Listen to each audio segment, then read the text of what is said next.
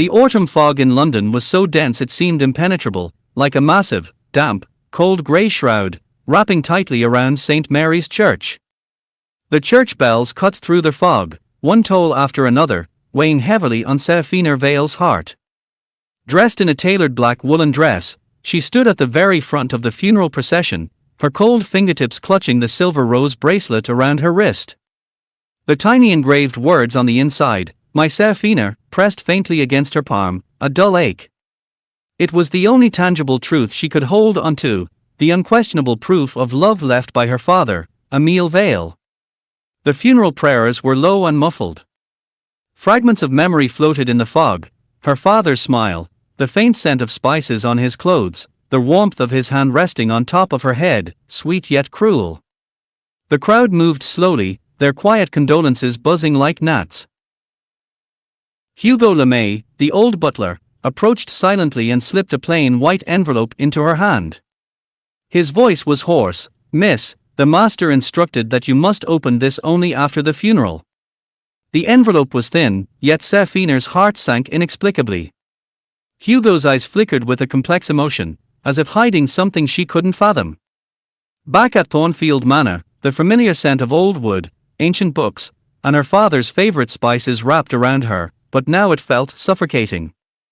The manor was eerily quiet, every corner echoed with the emptiness of her father's absence. She walked into his study and tore open the envelope. On the crisp white paper was just one line in her father's familiar handwriting: "Go to Blackwood Law Firm and find Mr. Theodore Blackwood. He will tell you everything." Everything? A cold sense of foreboding coiled around her spine. As the taxi left the elegant, quiet West End, the scenery outside grew increasingly crowded and shabby. Blackwood Law Firm was located on a high floor of a grand modern building, with cold grey marble floors that shone like glass and dark solid wood furniture exuding an air of solemn rationality. Mr. Theodore Blackwood was young, dressed in a well-fitted dark grey suit, handsome yet unusually cold, his sharp, restrained gaze hidden behind gold-rimmed glasses. "Miss Vail, please accept my condolences," he said in a steady voice. "What I am about to tell you may shock you deeply." He pulled out a thick file folder. "Beyond you, his legitimate daughter, Mr. Emile Vail had 3 illegitimate children. One of them, Miss Lena Harper, has officially contacted us to claim her legal right to the inheritance." He handed over a DNA test report, remittance records, and copies of several photos. Serafina's breath caught in her throat, her blood seemed to freeze instantly. She stood up abruptly. "That's impossible. You forged these. You're slandering my father." Theodore looked at her calmly, a flash of pity fleeting across his eyes before being replaced by professional composure. He turned, unlocked the bottom drawer of the filing cabinet with a key, and took out a slightly worn wooden box. Inside were neatly preserved letters. He pulled one out and handed it to her. The paper was slightly yellowed, the handwriting delicate and clear. Serafina's gaze fixed on the date. It was the day of her 10th birthday. The words on the page burned her eyes like red-hot iron. "My dear Emile, I know today is Serafina's birthday. Stay with her, you don't need to come see us. Lena is being good, but she's been asking all day when Daddy will come. It's okay, I'll comfort her. Wish you all the best. Mathilde." Every word was like a sledgehammer, shattering the crystal statue of perfect paternal love in her heart. She shoved the letters away, stumbled out of the law firm, and the cold London fog enveloped her at once. She didn't know how she got back to Thornfield Manor. Her mind was a mess, anger, betrayal, an unbearable disbelief tearing at her. She rushed into her father's study, grabbed the heavy brass paperweight from the desk, and with all her strength, smashed it against the always locked drawer at the bottom of the desk. The lock snapped open. Trembling, she pulled the drawer open and emptied its contents onto the floor. Her eyes were drawn to a stiff photo corner tucked deep inside. It was a color photograph, a little girl around 5 years old, wearing a slightly worn but clean dress, smiling shyly. Her dark brown eyes, just like her father's, sparkled as she looked at the camera. On the back of the photo was her father's handwriting, so familiar it hurt: "My little daughter, Lena." My Safina. My little daughter. So her father's love had never been hers alone. This realization was like an internal explosion, blowing apart the world she had known for 25 years. She collapsed onto the cold floor, the photo slipping from her limp fingers. Time seemed to freeze around Safina. The small photo on the floor, Lena's innocent smile, it was like a red-hot needle, searing her retinas. A wave of nausea rose in her throat. She lifted her hand sharply, brushing violently at her wrist as if trying to scrape off the silver bracelet engraved with "My Safina," even the skin beneath it. A soft knock came at the study door, followed by Hugo's old, worried voice. Safina looked up suddenly, her eyes blazing with a near-hysterical mix of pain and accusation. She grabbed the photo from the floor, stumbled to her feet, and wrenched the door open. "You knew all along, didn't you? You watched me make a fool of myself. You even helped him hide it." Hugo's face turned ashen, his lips trembled, unable to form a complete sentence. Safina cut him off sharply, tears finally spilling over. "And this Lena Harper? Where is she now? What does she want? Does she want to come and take the last little bit of my father's legacy from me?" Hugo closed his eyes in agony and spoke with difficulty. "The East End. Miss Mathilde, they've always lived in the East End. I can give you the address." The process of getting the address felt like a hazy dream. Driven by a self-destructive urgency, Safina plunged into London's cold late autumn fog once more. As the taxi left the elegant West End, the scenery outside grew crowded, shabby, and drab. Finally, the car stopped in front of a row of modest but tidy terrace houses. Safina took a deep breath of the cold, slightly moldy air and knocked on the green wooden door, its paint peeling in places. The door opened. Standing there was a young girl, around 20 years old. She wore a simple grey sweater and faded jeans, her figure slender, her features delicate, but her dark brown eyes, just like in the photo, just like her father's, held a clear wariness and a hint of barely noticeable exhaustion. In her hand was a small watering can. She seemed to have been tending to the half-wilted white rose in a tin can on the windowsill. Safina's heart was squeezed tight by an invisible cold hand. White roses, had her father planted white roses for her too? The two girls stared at each other across the threshold. "Who are you?" Lena spoke first, her voice calm but hardened by a life of hardship. "Safina Vail. Emile Vail's daughter." Safina spat out her name as if it tasted bitter. Lena's pupils contracted slightly, then a faint, almost mocking curve tugged at her lips. "Oh, it's you. The young lady who took up all my father's time and attention." The matter-of-fact tone ignited the anger Safina had been suppressing. "What do you want?" Safina stepped forward, her voice rising with agitation. "Why are you showing up now? Did you wait until my father died to come and steal what isn't yours?" The mockery faded from Lena's face, replaced by cold anger.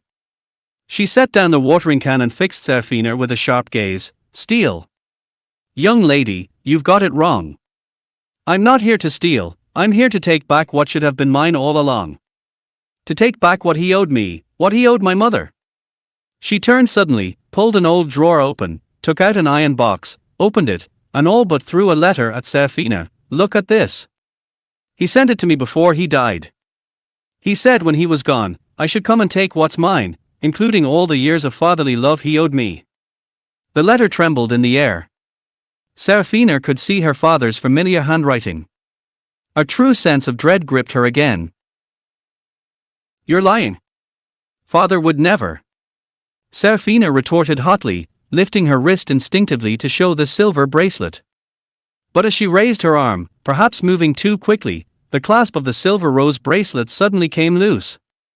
It slipped from her wrist, hitting the cold, hard porch tiles with a crisp clink.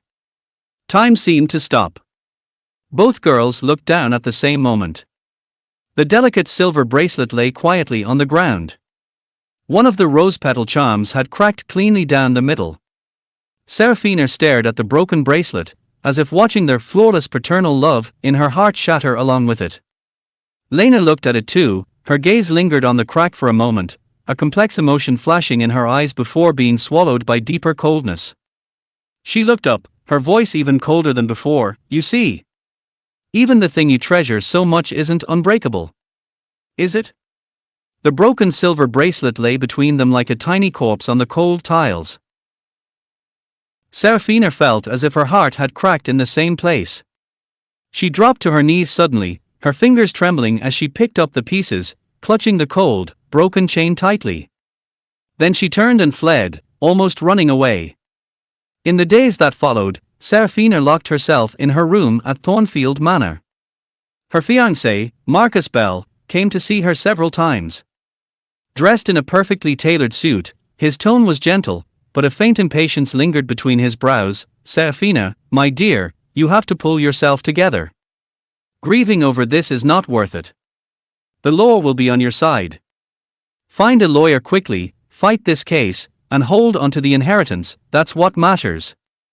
We can't let some outsider derail our plans. His words were rational, practical, yet distant, like talking through a sheet of glass, unable to reach the real pain in Serafina's heart. She pulled her hand away, her voice tired. Marcus, it's not just inheritance, it's my father's love. I just want to know, did he ever truly love me? Marcus froze, as if unable to understand her turmoil. Her cousin, Isabel Vail, also appeared. Dressed in a sharp business suit, her expression was mysterious yet sympathetic. Darling, I've looked into it. That Lena Harper, her mother owes a huge gambling debt. She's only coming forward now for the money. Don't you dare soften up. These words seeped into Serafina's already muddled thoughts like poison. For a moment, anger at being deceived overshadowed her pain. In the end, at Theodore's request, the first formal negotiation over the inheritance took place in the cold grey conference room of Blackwood Law Firm. The atmosphere was tense. Ms. Clare got straight to the point, her voice steady and emotionless. She has no right. Serafina cut her off sharply, pointing at Lena. My father never publicly acknowledged her. His inheritance belongs only to his legitimate children. Lena sat with her back straight, her gaze fixed on Ms. Clare, calm, almost stubborn. She pulled out the remittance records and a brass key engraved with an L. He slipped this to me the third time he came to see me. He said it would open a drawer in his study. He never forgot me. Ms. Clare picked them up, her tone final. Miss Vail, the law does not care about emotions, only facts and rules. You must recognize Miss Harper's legal status as an heir. Equal rights. Serafina looked as if she'd been burned. She stood up abruptly. What about me? What about my mother? Where do we fit in? Her voice cracked with tears. Theodore stood up almost immediately, reaching out to steady her trembling shoulders. Miss Vail, please calm down. Don't touch me. Serafina flung his hand off violently. Her red eyes glaring at him, and at everyone in the room. You're all in this together. You only care about laws. Rules. Does anyone care how I feel? She couldn't take it anymore. She stumbled out of the conference room. Serafina didn't know why she walked into that orphanage, or why she donated almost all the money in her wallet. Perhaps it was just that, in that moment, the children's smiles stood in stark contrast to the huge emptiness in her heart. Her father had indeed taught her to be kind. But now, was even that lesson just another lie? She wandered back to Thornfield Manor, dazed. Marcus called, his voice annoyed. Serafina, what on earth are you thinking? We need to focus on the case. Serafina listened in silence, feeling Marcus's voice seem farther and more irritating than ever. She needed answers. She needed to know who her father really was. She thought of the drawer she'd smashed open in her father's study. And the attic where old things were stored. A near-obsessive urge drove her. She went back to her father's study, emptied the drawer completely. At the bottom was a thin envelope tied with a ribbon.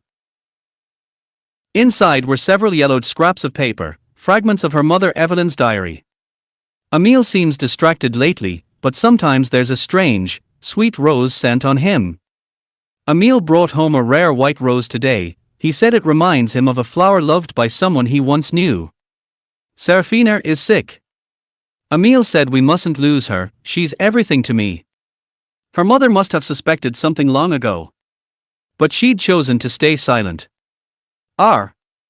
Serafina let out a choked, painful cry. She stumbled up the narrow stairs to the attic. The attic was cluttered with dusty old things. Her eyes landed on an old leather trunk in the corner. It had belonged to her mother. The trunk wasn't locked. She threw it open. At the very bottom, she felt something hard, a locked wooden box. She grabbed a rusty pair of pliers from a toolbox nearby and wrenched the lock off. Inside the box were neatly stacked letters. The handwriting on the envelopes was her father's. And the recipient's name, Mathilde Harper. Serafina's heart almost stopped. She picked up the top letter. My dear Mathilde, I know no words can make up for my mistakes. Every time I see Lena, my heart feels like it's being cut by a knife. I'm such a coward. The paper slipped from her fingers. She picked up another one. Serafina asked about you today. I almost dropped my teacup. I can only try harder to be good to her, as if that could make up for the guilt I feel toward you. But this guilt gnaws at me day and night. There was even an unsent one. My health is getting worse. My greatest fear isn't death, it's what will happen to Serafina and Lena after I'm gone. I tried to change my will, to leave Lena some security, but I was afraid of hurting Serafina deeply. I'm a complete failure. Every letter was a confession written by her father's own hand. He hadn't been incapable of love, he'd loved weakly, brokenly, deluding himself. Serafina collapsed onto the cold attic floor. She didn't cry anymore, she just felt an exhaustion and coldness that seeped to the bone. The attic door creaked open softly. Hugo stood in the doorway, his face etched with deep sorrow and wordless understanding. He looked at the scattered letters, at Serafina's dazed figure, and tears finally spilled from his cloudy old eyes. Miss, you know everything now. Serafina looked up slowly, her gaze empty. You knew all along, didn't you? You delivered his letters. You helped him hide it. You watched my mother and me live in his lies. Hugo closed his eyes in pain. Yes. I knew. The master didn't stop loving you, miss, he loved you more than anything. He was just too cowardly. He couldn't bear to betray your late mother, and he couldn't face Miss Mathilde, who'd waited for him all those years. He lied to everyone, and in the end, he lied to himself. He stumbled forward, bending down to gather the letters, his hands trembling. Every time he came back from seeing Miss Mathilde and Lena, he'd stand outside your door for a long time, watching you sleep, his eyes red, whispering, I'm sorry, over and over. As Serafina listened, the tight string of anger in her heart snapped. In its place was an endless, heavy sorrow. She reached out and gently pressed her hand on Hugo's trembling one. Hugo, don't pick them up. The lies, they need to end. A few days later, Serafina picked up the phone and called Hugo. Please help me find a reliable jeweler. The best one you know. She wanted to repair the broken silver bracelet, not to pretend the crack had never existed, but to acknowledge the damage, then carefully, honestly, put it back together. It was the first thing she could do for herself. A few more days passed, and she took a long, dark green velvet box and returned to the East End. She knocked on the door, and Lena answered, still wearing her cafe apron, just off work. When she saw Serafina, Lena frowned. What are you doing here again? Her tone was still sharp, but the edge of hostility was gone. Serafina held out the velvet box. Open it. Lena hesitated, then untied the ribbon. Inside was a white rose cutting, its tip holding a tight bud. The base of the stem was wrapped in damp moss and plastic wrap to keep it fresh. This is from the white rose bush at Thornfield Manor, Serafina said, her voice calm. My father told me he planted it for me. But I only recently realized, its original meaning might not have been just for me. Lena's gaze trembled. She tightened her grip on the box and stared down at the bud. The half-wilted white rose in the tin can on the windowsill looked even more lifeless in the dim light. I'm not here to apologize for my father. Serafina took a deep breath. The hurt he caused, to you, to your mother, to me, it's all real. I just think this flower shouldn't be a symbol of our rivalry or hatred. It should belong to whoever it was always meant to be with. They stood in silence for a long time. Lena's fingertips brushed gently over the petal, a faint tremor in her touch. Finally, she looked up, her eyes glistening with unshed tears, and whispered, "Thank you." Serafina's heart trembled. "You're welcome. I should go." "Wait." Lena called out to her. "That brass key. I tried it so many times, but it wouldn't open the study drawer. Maybe the lock was changed. Or maybe, when he gave it to me, he wasn't talking about that drawer at all." There was a hint of disappointment and self-mockery in her tone. Serafina froze. "I'll look around when I get back. There are old boxes and cabinets in the study, maybe it's for one of those." As she left the east end, her steps felt lighter. The ice between them hadn't melted, and the distance remained, but that white rose, fragile yet real, had become a bridge, built carefully over the foggy chasm between them. Back at Thornfield Manor, Marcus was waiting in the living room, his face dark. "Where have you been?" He stood up, with his voice suppressing his discontent. "We should be finding a lawyer to question the DNA report's credibility, after all, its origin is." "Marcus." Serafina cut him off, pulling her hand out of his. She looked up at him, her gaze calm but with a distance and resolve he'd never seen before. "I'll handle my own matters. When it comes to the inheritance, to Lena Harper, I have my own plans. Please, don't interfere anymore." Marcus stared at her, stunned. He hadn't expected this response. His face darkened. "What do you mean? I'm your fiancé. We're in this together. I'm interfering because I want to protect you, to protect our shared interests." "Shared interests?" Serafina repeated the words softly, a faint, bitter curve on her lips. "Marcus, do you care about how I feel, or about the interests that come with the Vail name?" Marcus was left speechless, his face turning red and then pale. Serafina didn't look at him again. She turned and walked up the stairs. "I'm tired. I want to rest. You should go home." She didn't look back, ascending the stairs steadily. Marcus was left standing alone in the brightly lit living room, suddenly cold and empty. He sensed, faintly, that something he'd thought was firmly in his grasp was slipping away. The next afternoon, Theodore Blackwood came to Thornfield Manor again. This time, he held a delicate small jewelry box. Hugo showed him to the small drawing room to wait. When Serafina walked in, he was already standing there, his posture as straight and composed as ever. "Mr. Blackwood." Serafina nodded slightly. After the upheaval and brief calm of recent days, the sharp hostility she'd felt toward him at first had softened. "Miss Vail." Theodore held out the small jewelry box. His tone was as restrained as always, but his eyes seemed a little softer than usual.